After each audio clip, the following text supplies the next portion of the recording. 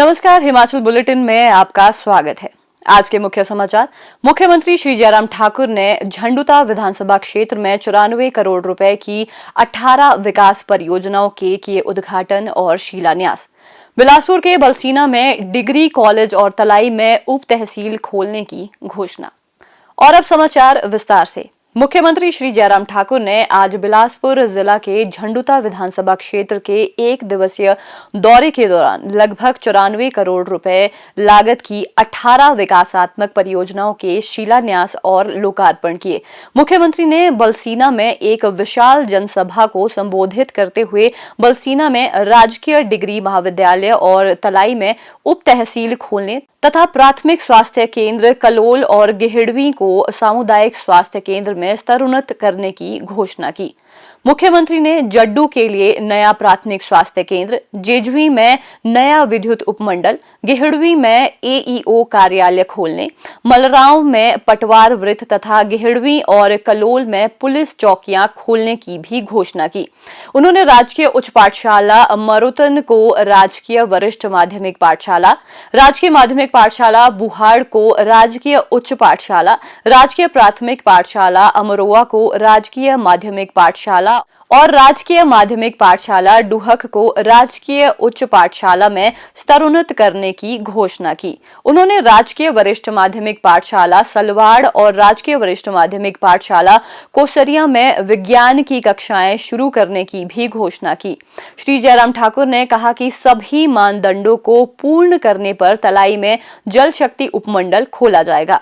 मुख्यमंत्री ने कहा कि आज उनके द्वारा समर्पित सभी विकासात्मक परियोजनाएं झंडुता विधानसभा क्षेत्र को प्रदेश का आदर्श निर्वाचन क्षेत्र बनाने में मददगार साबित होंगी। उन्होंने कहा कि वर्तमान राज्य सरकार के कार्यकाल के दौरान शुरू किए गए परमवीर चक्र नायब सूबेदार संजय कुमार राजकीय पॉलिटेक्निक के लिए आज 18 करोड़ 27 लाख रुपए के अकादमिक खंड, 4 करोड़ 38 लाख रुपए लागत के छात्र छात्रावास और 3 करोड़ 75 लाख रुपए लागत के छात्रा छात्रावास जनता को समर्पित किए गए हैं। मुख्यमंत्री ने कहा, आज अगर मैं हिमाचल प्रदेश में सभी विधानसभा क्षेत्र में जहां भी जाना हो रहा है, अगर उद्घाटन और शिलान्यास के वहां पर कार्यक्रम होते हैं, 200 करोड़ के 300 करोड़ रुपए के होते हैं, उसकी वजह यह है कि जमीनी स्तर पर वहां पर काम शुरू हुआ है।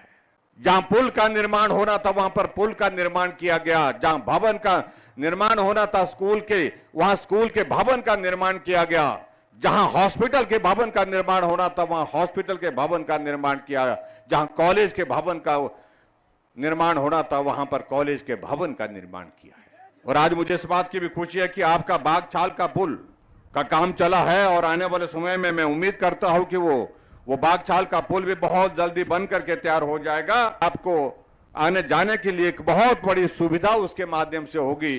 कोटधार की हमारी पानी की स्कीम जो है वो बन करके तैयार होने वाली है। लगभग 10-15% काम उसका बचता है और सितंबर के महीने तक हमारा टारगेट है, लक्ष्य है कि उसको हम बना करके पूरा कर लें और लगभग जो 50 करोड़ से भी ज्यादा की राशि से आपके इस विधानसभा क्षेत्र में पानी की स्कीम बनेगी तो आपके इस क्षेत्र के पानी की जो समस्या है उसका समाधान 1 वर्ष के लिए नहीं, 2 वर्ष के लिए नहीं, हमेशा के लिए पानी की समस्या का समाधान आपका होगा। हमने बुजुर्गों के लिए 60 साल के ऊपर बुजुर्गों के लिए पेंशन का प्रावधान किया तो कांग्रेस सत्ता में आएगी तो कह रहे हैं कि हम जयराम की स्कीमों को बंद कर देंगे। यानी कि वो 4 लाख लोगों को पेंशन देते थे, जयराम आज 7 लाख लोगों को बुजुर्गों को पेंशन दे रहा है हिमाचल प्रदेश में। वो 400 करोड़ खर्च करते थे हिमाचल प्रदेश में, मैं 1300 करोड़ रुपए हिमाचल प्रदेश में उन बुजुर्गों की सेवा के लिए खर्च रहा हूं, क्योंकि बुजुर्गों के बिना दुनिया अधूरी है, मैं ये कहना चाहता हूं। हमारी सरकार ने यह तय किया कि अगर महिलाओं की संख्या 50% आबादी का है तो ऐसे में उनके बारे में सोचना चाहिए। तो हमने सोच करके घोषणा की, हमने जुलाई के महीने में जो है जितने भी हमारी माताएं बहनें हैं उनमें बस में आने जाने का किराया आधा लिया जाएगा, आधा नहीं लिया जाएगा। हमने नौजवानों के लिए मुख्यमंत्री स्वावलंबन योजना के अंतर्गत वो अपना कारोबार करे, अपने कारोबार से अपना परिवार के लिए आजीविका कमाए, अपने परिवार के लिए वो रोजगार का साधन अपनाए। हमने कोशिश की और आज मुझे इस बात की खुशी है कि हजारों की संख्या नौजवानों में जो है मुख्यमंत्री स्वावलंबन योजना के अंतर्गत काम करना शुरू किया। हमने हिमाचल प्रदेश में गांव में रहने वाले सभी पानी के नलकों का जो किराया लिया जाता तो हमने कहा इस किराए को हम छोड़िए, क्योंकि आधे लोग दे रहे हैं आधा नहीं दे रहे हैं, हम किसी से भी नहीं लेंगे। हमने ये तय किया, हमने हिमाचल प्रदेश में यह तय किया कि जुलाई महीने के बाद जो बिजली का बिल आएगा उसमें 125 यूनिट जिस आदमी के घर में खर्च होते हैं उसको कोई बिल नहीं आएगा। उसको कितना बिल आएगा? 0 बिल आएगा। 0 बिल का मतलब मैं दावे के साथ कह सकता हूं जितने लोग यहां पर बैठे हैं, इस महीने का जब जुलाई महीने का जब बिल आएगा तो आपको कितना बिल आएगा? 0 बिल आएगा, क्योंकि 125 यूनिट हम खर्च नहीं कर पाते हैं। हाँ, किसी के घर में कोई मशीन लगी है, कोई उद्योग लगा है तो ज्यादा खर्च होता होगा। जो हम लट्टू जलाते हैं, फैन चलाते हैं, फ्रिज चलाते हैं, उसमें 125 यूनिट से ज्यादा खर्च नहीं होता है।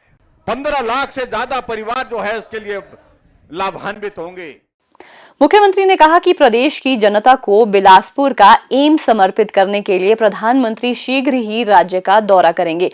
प्रधानमंत्री के साथ भाजपा के राष्ट्रीय अध्यक्ष श्री जगत प्रकाश नड्डा और केंद्रीय मंत्री श्री अनुराग ठाकुर भी आएंगे। मुख्यमंत्री ने इस अवसर पर क्षेत्र के मेधावी विद्यार्थियों को भी सम्मानित किया। इस अवसर पर उन्हें हिमाचल प्रदेश प्रशासनिक सेवा के वरिष्ठ अधिकारी डॉक्टर संजय कुमार धीमान द्वारा लिखित पुस्तक cultural and natural heritage of Himachal Pradesh भी भेंट की गई। मुख्यमंत्री श्री जयराम ठाकुर ने आज दिवंगत श्री राकेश बबली के हमीरपुर जिला के बिझड़ी के निकट स्थित पैतृक गांव बुढ़ान जाकर शोक संतप्त परिवार से संवेदनाएं प्रकट की। स्वर्गीय श्री राकेश बबली हिमाचल प्रदेश भवन एवं सनिर्माण कामगार कल्याण बोर्ड के अध्यक्ष थे। मुख्यमंत्री ने ईश्वर से दिवंगत आत्मा की शांति तथा शोक संतप्त परिवारजनों को इस अपूर्णीय क्षति को सहन करने के लिए शक्ति प्रदान करने की प्रार्थना की। हिमाचल बुलेटिन देखने के लिए सब्सक्राइब करें YouTube channel IPR Himachal, follow करें ट्विटर @DPRHP, लाइक करें Facebook page information and public relations department Himachal Pradesh, visit करें वेबसाइट www.himachalpr.gov.in। इस अंक में इतना ही, कल फिर होगी मुलाकात। दीजिए इजाजत, नमस्कार।